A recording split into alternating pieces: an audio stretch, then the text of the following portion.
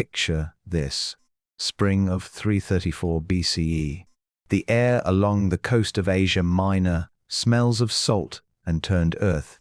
On one side of a river stands a young king, barely 22 years old, crown still new on his head. On the other side waits an empire that has never lost.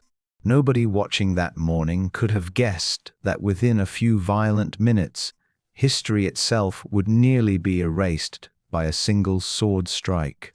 Not history in some abstract textbook sense, but the actual future you and I live in today.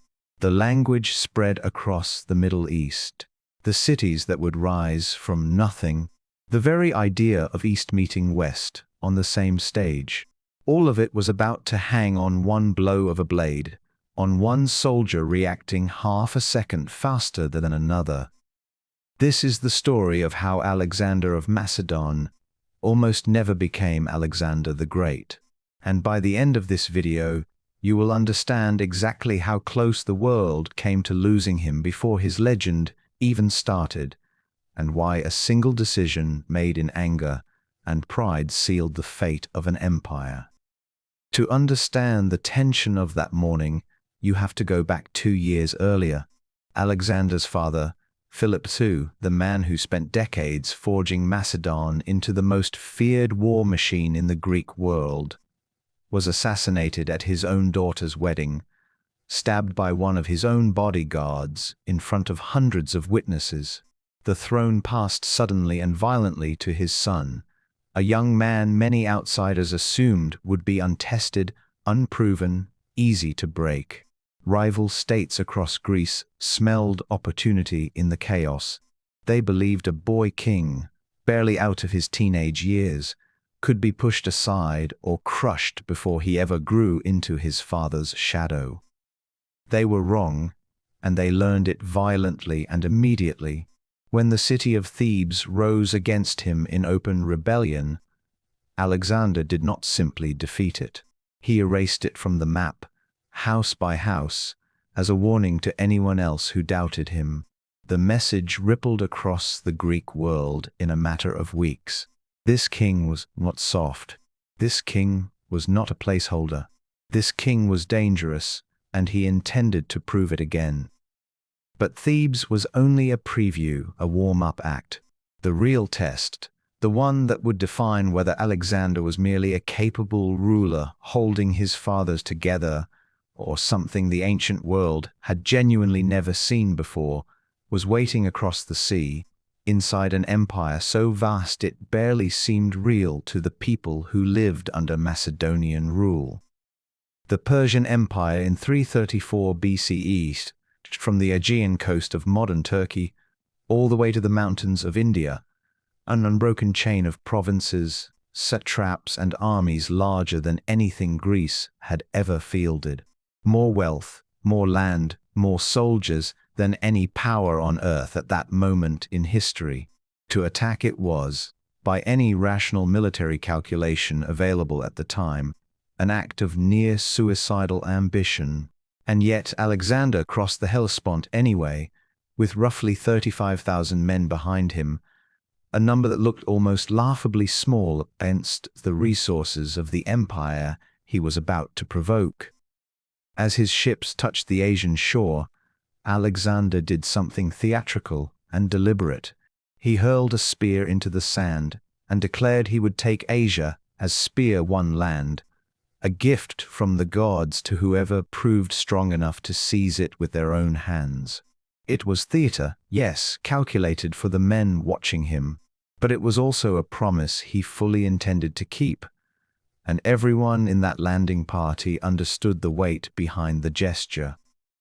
But Alexander had no idea this single decision, made in the confidence of that first morning on Asian soil, was about to nearly cost him his life within days. Word of the invasion reached the Persian court fast, carried by riders and signal fires across the province. The local governors, men called satraps, scrambled into an emergency war council to decide how to handle this reckless young invader before he moved any further inland. One voice in that room stood apart from the rest. A Greek mercenary commander named Memnon of Rhodes, a man who had spent years studying the Macedonian war machine and understood its strengths and weaknesses better than almost anyone in that tent that day. His plan was ruthless, cold, and almost certainly correct. Do not fight Alexander head-on. Retreat, instead. Burn the fields behind you. Poison the wells. Strip the land bare so his army starves and withers in unfamiliar country long before it ever reaches the Persian heartland. Let the invaders choke on empty ground rather than Persian blood. It was humiliating advice for proud men to hear from a hired mercenary, but it was sound. The satraps refused outright. This was their land, their farms, their pride, and they were not going to burn it to ash because a foreign mercenary told them to run from a 22-year-old across the sea. Wounded honor won the argument that day, as it so often does in war councils full of proud men, and they chose instead to meet Alexander directly, to crush him at the water's edge before he advanced one more mile into their territory. It felt like, in that tent, it was actually the first domino falling toward total disaster. They chose the Granicus River as their battleground, a vast, rocky stretch of water with steep, uneven banks that should have made any crossing attempt a slaughter for whoever tried it first. Persian cavalry lined the elevated far side, blades ready, watching the opposite shore for the first flash of Macedonian shields breaking through the tree line. And then Alexander arrived, and the real tension of that day began to build with every passing minute. His generals were nervous, and rightly so. Parmenion, the most experienced commander in the entire army, a man who had served under Alexander's father for decades and buried more soldiers than he cared to count, urged patience. Wait until nightfall, he said. Cross at dawn while the enemy sleeps, when the odds shift even slightly in our favor instead of theirs. It was sound advice from a man who had survived more battles than Alexander had been alive to witness. Alexander, no. Every hour of hesitation, he believed, was a message broadcast to every satrap and every soldier watching from that riverbank. A message of fear, of doubt, exactly the kind of weakness he could not afford to show on his very first confrontation with the Persian Empire. So he chose the opposite path entirely. He would cross now, in broad daylight, in full view of the enemy lines, and he would personally lead the charge from the very front rank. Think about that decision for a moment. The one man in that entire army whose death would instantly collapse the whole invasion chose to ride at the absolute front of the assault, into a river, into a wall of enemy spears, wearing a helmet crowned with a brilliant white plume that made him impossible to miss from any angle. It was either supreme confidence or something bordering on madness, quite possibly both at once. The horns sounded across the water. The companion cavalry surged forward into the current. What followed was chaos in its purest, most violent form. Horses fighting for footing on slick, uneven stone beneath the surface. Men gripping reins with one hand and weapons with the other, trying to stay mounted while arrows cut through the air above them. Persian arrows and javelins sliced down from the high bank in waves, some finding their mark immediately, the river beginning to swirl faintly red where the first riders fell into the current did not rise again. And in the middle of all that chaos, unmistakable in his gleaming armor, Alexander pushed forward, not away from the enemy commanders gathered on the bank, but directly toward them, as though he already understood something the rest of the ancient world had not yet learned about warfare. Kill the head of the snake, and the body stops moving. Break the leadership in the first minute, and the entire line breaks apart with it. He drove his horse up out of the water, and straight into the thick of the Persian nobility waiting on the bank. And this is the exact moment the entire battle, the entire future of the ancient world, balanced on a single heartbeat. No one on that battlefield expected what happened next. A Persian nobleman named Rosas is, first, driving toward Alexander with tremendous force and shattering part of his armor on impact. Alexander recovered fast, spun, and killed him before he could strike again. But almost in the very same breath, another commander, a hardened satrap named Spithridates, came at Alexander from the side, sword raised high, and brought it down across the young king's head with everything his body could put behind the blow. The blow, clean. Alexander's helmet split apart under the impact, one of its plumes sheared clean off, the metal cracked open by the sheer force of the strike. For one silent, suspended fraction of a second, it genuinely seemed as though history had just ended on a riverbank in Asia Minor, witnessed by thousands of men frozen mid-battle. A few centimeters lower, a slightly different angle on that swing, and there is no Battle of Issus, no Gamala, no burning of Persepolis, no march to India, no Hellenistic world spreading Greek language and thought from Egypt all the way to the Himalayas. The entire future of human civilization balanced on the width of a bronze helmet. But before Spithridates could pull his arm back and finish the strike, before that second fatal blow could ever fall, a Macedonian officer named Cleitus the Black, a man who had grown up beside Alexander since childhood, who had perhaps been watching for exactly this kind of moment his entire life, drove his own blade into Spithridates' arm and severed it clean before the killing blow could land. Alexander lived. History held its breath for one final second, and then kept moving forward exactly as we know it today.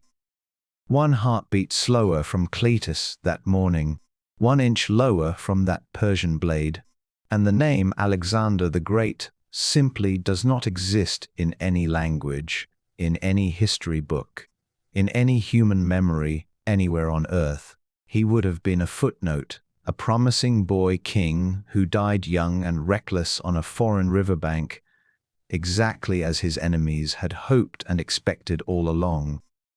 But he did not die that day, and once the Persian commanders gathered around him began falling one after another, something inside the enemy line finally cracked wide open.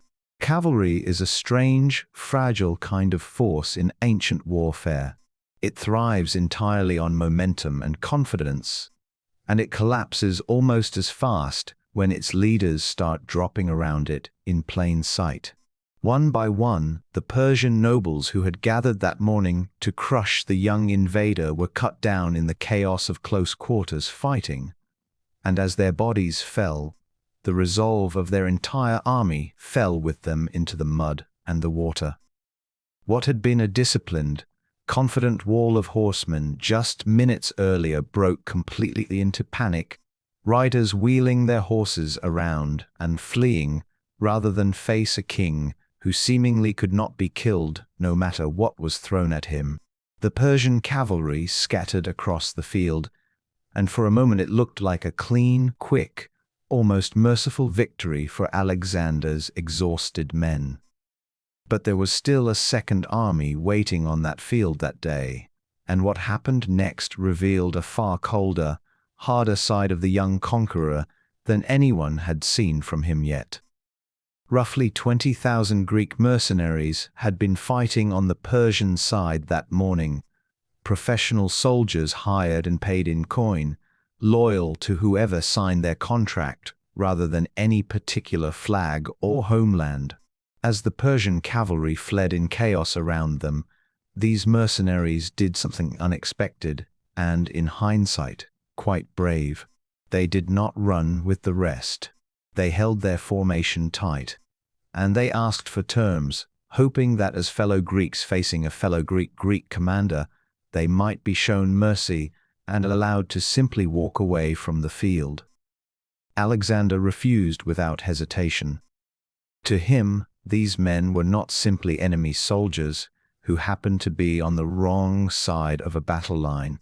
They were traitors in the truest sense, Greeks who had taken Persian gold to raise their spears against their own people, their own language, their own gods. And he had absolutely no interest in setting a precedent of leniency for anyone willing to sell their sword against their own kin for a paycheck. What followed was brutal, deliberate, and meant to send a message that would travel far beyond that single battlefield. Roughly 18,000 of those mercenaries were killed where they stood, refusing to break formation, even as it became a slaughter. The survivors who remained were bound in chains and shipped to Macedonia to spend the rest of their lives in forced labor, a punishment designed to be seen, discussed, and remembered by anyone else in the Mediterranean world considering the same choice. When the dust and blood finally settled along the banks of the Granicus that evening, the numbers told an almost unbelievable story to anyone hearing it secondhand. Persian losses ran into the thousands, somewhere between 1,000 and 2,500 cavalry alone, not counting the slaughtered mercenary corps stacked along the riverbank. Alexander's own losses, by staggering contrast, numbered only in the low hundreds according to most ancient sources, an almost impossible ratio for a battle fought against the largest empire on earth. It was not simply a military victory. It was a statement written in blood across the entire region, one that every satrap and governor from the coast to the interior would hear about within days. And then everything changed in a single afternoon. City after city across Asia Minor began opening its gates without a fight. Cities that might otherwise have resisted for weeks or months while waiting to see how the invasion unfolded. Sardis, one of the wealthiest and most fortified centers in the entire region, surrendered without a single arrow fired in its defense. Ephesus followed soon after, then smaller cities up and down the coast, each one falling like the next domino in a line that had started at a riverbank most of them had never even heard of a month earlier.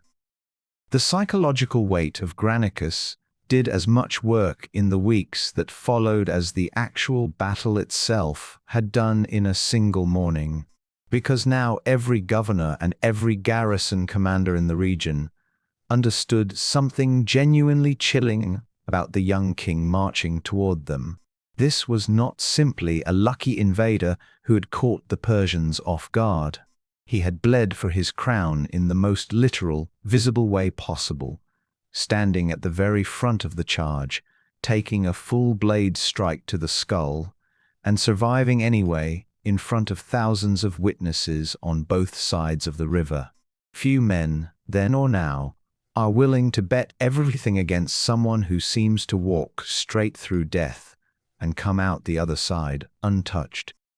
Looking back with the full weight of history behind us, it is almost eerie to consider how differently everything could have gone that single spring morning. If Cleitus the Black had reacted half a second slower, if Spithridates' blade had landed at a slightly steeper angle, if Alexander had simply listened to Parmenian's caution and waited for a safer crossing at dawn instead of charging in daylight. Any one of those small, almost meaningless shifts erases the greatest conqueror in ancient history before his legend even truly begins. And with him disappears the spread of Greek language and culture across Egypt and the Middle East, the founding of Alexandria itself, the entire fusion and West that would go on to shape centuries of art, science, philosophy that followed in the ancient world. Instead, a helmet cracked under a Persian blade, a friend reacted in time without hesitation, and history moved forward exactly as we know it today, one river crossing at a time. And this only the beginning. 2 more battles would shake the Persian Empire to its very foundations in the years that followed, each one bigger, bloodier, and far more consequential than the fight at Granicus had ever been. But Granicus was the first proof, the opening line of a story the ancient world had never read before, the moment a 22-year-old king showed an empire of unimaginable size and wealth that courage, speed, and a willingness to bleed first could shatter numbers and centuries of tradition alike. It was the day Alexander almost died before he had truly begun, and it was the day the world first learned that his name would never, ever be forgotten.